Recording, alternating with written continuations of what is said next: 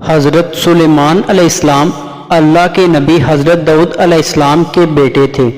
آپ بنی اسرائیل سے تعلق رکھتے تھے اور اپنے والد حضرت داؤد علیہ السلام کے بعد عنان حکومت سنبھال کر بنی اسرائیل کے بادشاہ بنے۔ آپ اللہ کے سچے پیغمبر اور انصاف پرور بادشاہ تھے۔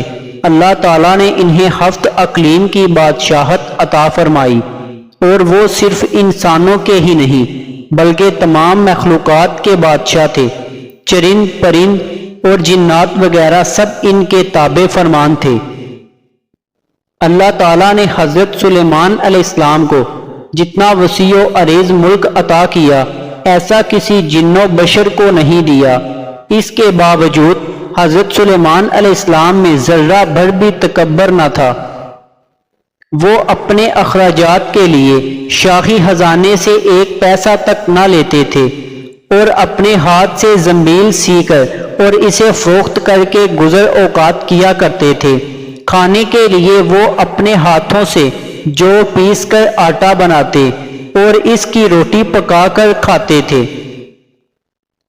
آپ اکثر روزہ رکھتے تھے اور ہر شام بیت المقدس میں جا کر غریبوں اور روزہ داروں کے ساتھ روزہ افطار کرتے تھے۔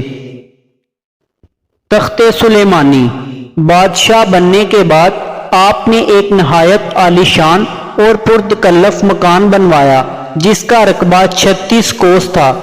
اس مکان کو سونے چاندی کی اینٹوں سے بنایا گیا، جس کی دیواروں اور چھتوں پر یاقوت اور زمرد جڑے ہوئے تھے۔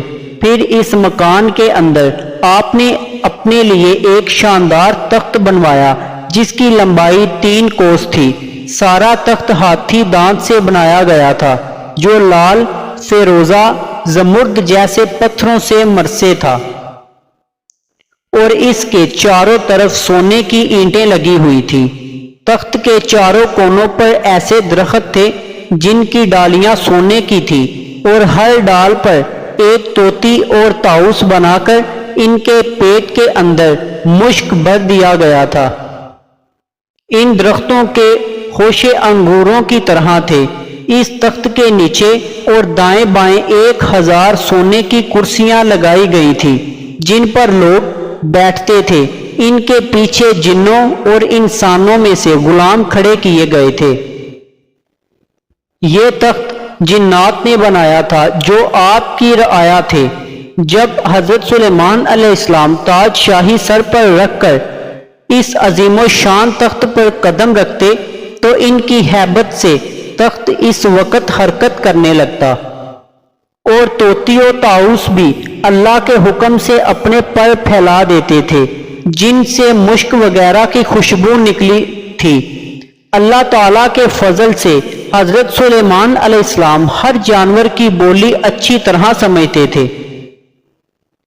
جب آپ تاج شاہی سر پر رکھتے تو تمام پرندے تخت کے اوپر معلق ہو کر آپ کے سر پر سایہ کرتے تھے۔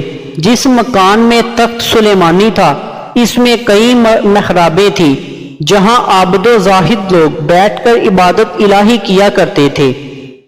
حضرت سلیمان علیہ السلام ہمیشہ اللہ تعالیٰ کی ان نعمتوں کا شکر ادا کرتے اور ہر وقت اللہ تعالیٰ سے مناجات کرتے رہتے تھے۔ آپ پورے عجز و انکسار کے ساتھ اللہ کے حضور یہ دعا کرتے تھے: یا الہی، میں درویشوں کے ساتھ بھی شامل ہوں اور بادشاہوں کے ساتھ بھی۔